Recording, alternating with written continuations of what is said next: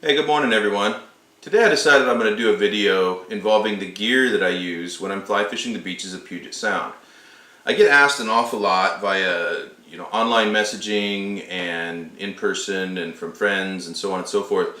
What rod do I like for this situation? What reels do I use? What lines do I like for beach fishing? What do I carry when I go out? All that sort of stuff. There seems to be a lot of questions out there about what kind of gear we should be using when fly fishing the beaches up here in Puget Sound. So I just thought I'd make a little video today and kind of go over the things that I tend to use the most when I'm fly fishing the beaches for sea run cutthroat and resident coho through the winter and spring, and also when I'm fly fishing the beaches for adult migratory salmon during the summer. I'm just going to kind of go over the gear that I would take on an average beach fishing trip, from the pack that I carry and the stuff that's in it, to the rods, reels, and lines that I'll use, my stripping basket, just everything that I consider sort of essential gear for fly fishing the beaches up here. One thing I'm not going to really talk about is waders and wading boots, because basically anything will work. Whatever waders you use in the river will work just fine in the salt. Anyway, I just hope this helps kind of clear up some questions that are out there about the types of gear you can use. This is what I do. This doesn't mean that it's the only way. It doesn't mean it's the right way. This is just the stuff that works for me. So thought I would go over it.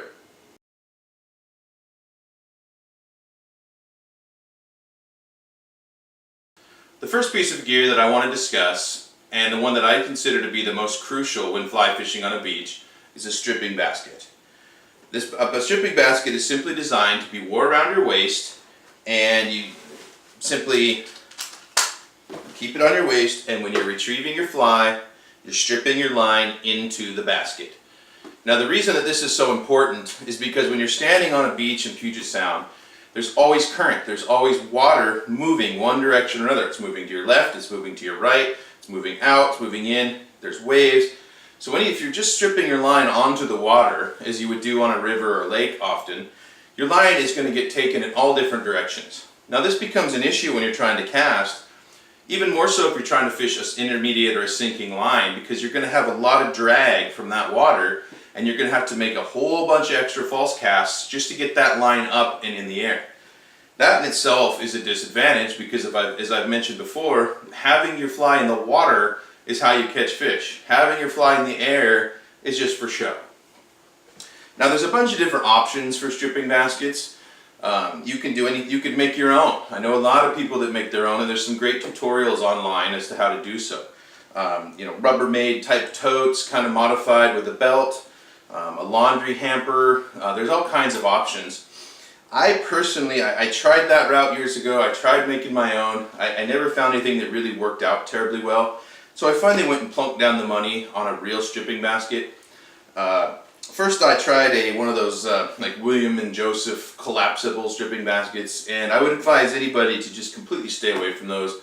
They're probably nice for traveling, getting on an airplane, packing into a suitcase, that kind of thing.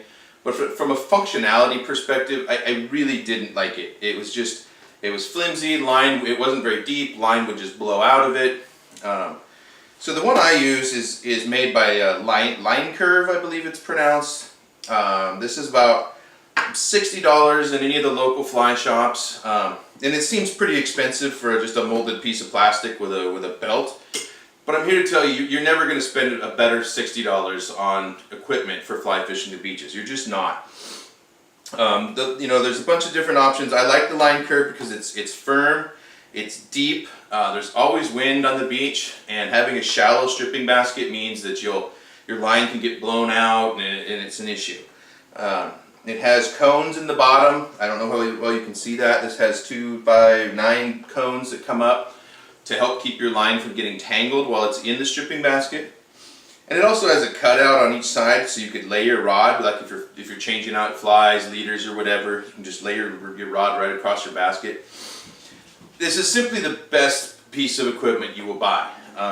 This is the version that I like, but like I said, there's a lot of new versions on the market. A lot of companies starting to produce these.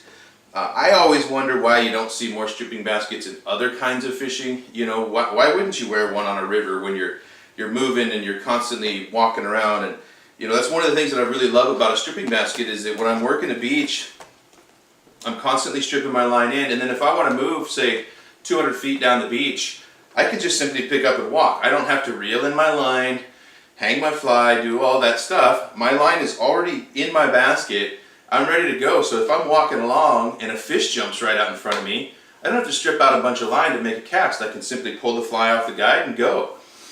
So for anybody that's interested in getting into fly fishing on the beaches and they want to go out and buy something, a piece of equipment, you know, I know how that goes. You got a little money burning a hole in your pocket. The first thing I would recommend starting with is a stripping basket. It doesn't have to be this one. Like I said, it could be homemade, it could be any of the other options on the market. But I'm here to tell you, start with a stripping basket before anything else. You will not regret it.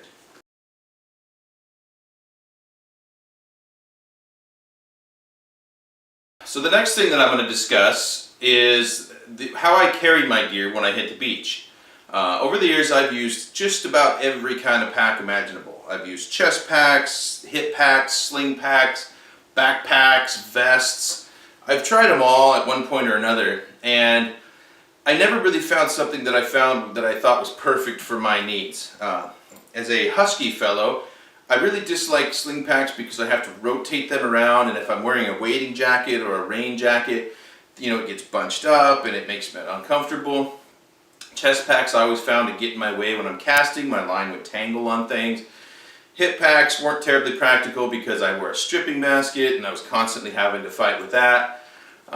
Backpacks, they've always worked, but then you have to take it off to get into anything, and if you're standing out in the water and you just want to change flies, it's a real pain to have to take off your bag. So last year I was at the Linwood Fly Fishing Show, and I came across this booth of Pax's packs. And my wife and I were just kind of wandering around. I had no intention of buying anything, but the guy that was in the booth, he caught my eye, and he gave me a little demonstration of the pack. And I was actually pretty impressed. We ended up walking away, we went outside, talked about it a little bit, and my wife is the one that actually convinced me to give this one a shot. It wasn't terribly cheap. It was, you know, around $200, $250. I can't remember exactly what I paid for it. And I was a little leery of how it would hold up in the salt and the abuse that I tend to give gear. But here I am, I'm over a year later, and the pack is still going really strong. I've been very impressed with it. Now, this is simply a backpack, as you can see. It's got, you know, all your standard backpack straps. It's got a waist strap that'll go around. It has a chest strap that comes around. It's got nice, wide, comfortable straps. But what makes this one unique is that the bottom third of the backpack is actually a detachable little part, a bag, I guess, if you will, that swings out on an arm. So all I have to do is I pull this little lever right here, and I can bring the lower part of it right in front of me. Now, if I was a skinnier person, this would come all the way around. I'm a little on the husky side, so in here I keep all my fly boxes, my leader materials. It's got a pouch in here for, I've got leaders, strike indicators, some spare hooks for tube flies, that kind of thing. Anything that I would want quick and frequent access to, I keep in here.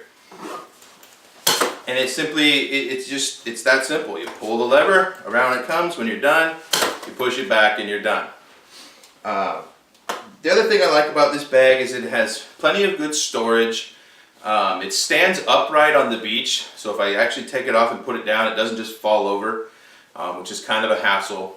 The only downside to this bag that I've ever found is that I keep all my fly boxes in this bottom, you know, container part, but it's not terribly accessible unless I'm wearing the bag. So if the bag is just sitting on the ground in my house, as it often is, and I need to, say, pull a fly box out and add a bunch of flies that I've tied, I have to like pick it up, pull the lever, swing the swing arm out, and it's kind of a hassle. But that's a really minor complaint. For me, it does everything that I want from a beach pack. It has plenty of room to bring more than enough gear. I don't wear it as much when I'm fly fishing for salmon because it's such a simplified kind of techniques, and I don't need much. I need a box of flies and a spool leader, and that's just about it. But I do wear it for some beaches where I have to hike in, so I can bring a rain jacket. I'll pack some water bottles, some lunch, that kind of thing. But for sea run cutthroat fishing and resident coho fishing during the winter and spring, I wear it every single time out. It carries everything that I want, and it's just perfect for me. Now, you can certainly try other options. I'm not saying that this is the way to go. This is just the way to go for me. So I'll try to give you an idea of what I carry in this thing when I hit the beach every day. You can see the bottom of it, I already showed you. It has fly boxes, leaders, hooks, things like that, things that I need fairly frequent access to. But on the side, it's got a pouch. You know, I'll often carry a water bottle, or sometimes I've even stuck cameras in there, things like that. On the top, there's a small pouch, and in there, I always have the following items. I have a buff. Anybody that says buffs aren't cool, or buffs are just a fad, or it's for the Montana bros, or whatever, they have never spent any time fly fishing the salt. Especially when you're out in a boat, you're running around. I'm here to tell you a buff is a crucial piece of equipment to stay warm. I always keep my stripping glove in there. This is a Waterworks, just a real basic stripping glove. This thing it's old, it's beat up, but it keeps my stripping hand, my fingers from getting absolutely destroyed. I got a headlamp. I always keep one of these in here around because I'm constantly fishing till dark, hiking in beaches before dark. And I've also got just a standard, another LED flashlight in here. I just find that it's, you know, handy to have both options.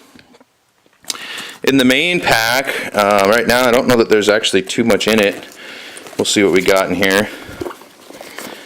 I've got my, this is the case that I use for my GoPro. Keep, you know, batteries and SD cards as well in here. That's usually with me. Always got water bottles, spare water. It's always handy, even if I don't anticipate being out very long. In this little side pouch, I've got this is a floating line that I keep just in case I want to rig something up for a particular reason, or maybe have a line failure on the beach. This is an older Rio outbound, the full outbound line. I've also got, I've got more leader material in here.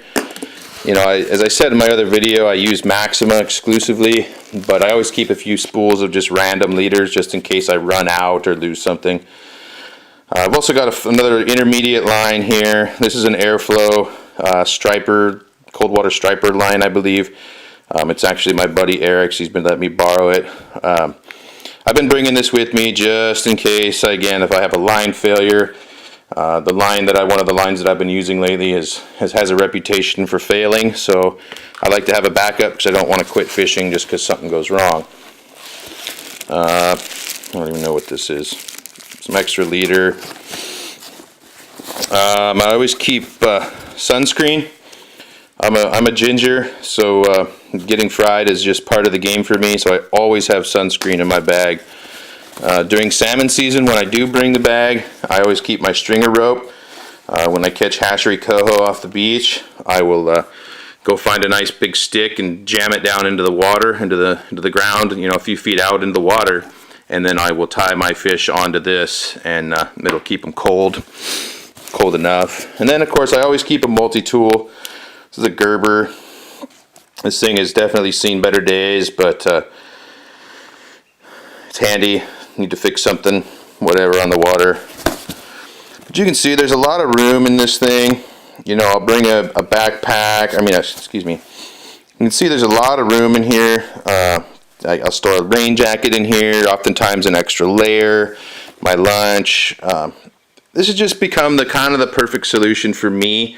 Like I said, there's other methods. There's other, you know, whether you like a sling pack or a chest pack or a, you know, whatever. It's totally up to you, but this is just what I carry every day, and it works for me. Stripping baskets, as well as the pack and all the contents that I bring with me when I'm heading out for a day of beach fishing. Part 2 of this video will cover lines, reels, and rods that I use for fly fishing the beaches of Puget Sound. So keep an eye out for part 2. I'll be posting that here very shortly.